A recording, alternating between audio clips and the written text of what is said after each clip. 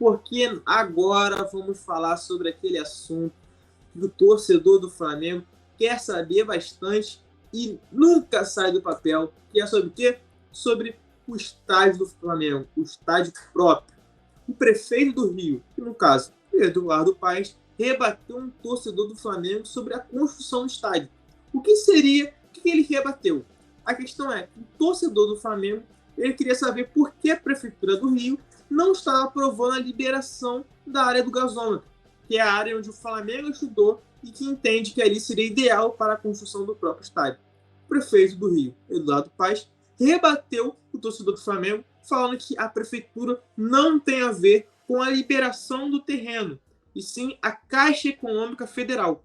Por quê? Porque ela que é a dona do terreno. Então o Flamengo tem que negociar com o banco para aí sim ter essa liberação e aí entrar em acordo com a Prefeitura do Rio, com o Estado, ter a construção do estádio próprio. Então essa é a questão entre o Flamengo conseguir a liberação da área do gasômetro. Não é com a Prefeitura do Rio, e sim com a Caixa Econômica Federal, que tem dificultado a negociação.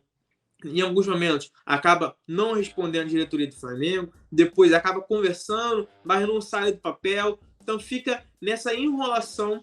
Por isso, os torcedores do Flamengo, grande parte dos torcedores do Flamengo, querem saber se o estádio vai sair ou não, mas para isso precisa encontrar uma área, que no caso, através de estudos, a diretoria do Flamengo achou a área do gasômetro como ideal.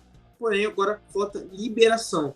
E é isso que o Flamengo tenta correr atrás e aí negocia com a Caixa Econômica Federal. É uma negociação difícil, é uma negociação muito difícil, por isso que até o momento não saiu muito do lugar.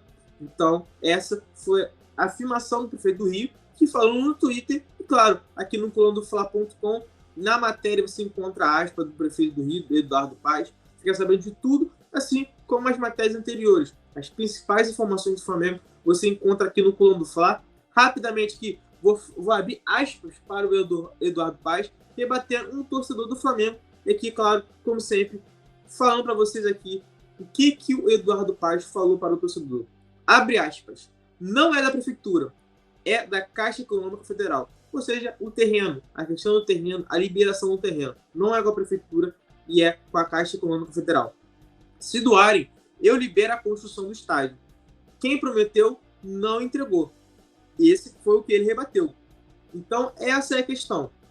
Caso a Caixa Econômica Federal libere a área para o Flamengo, a Prefeitura do Rio também vai estar do lado do Flamengo para a construção do estádio próprio.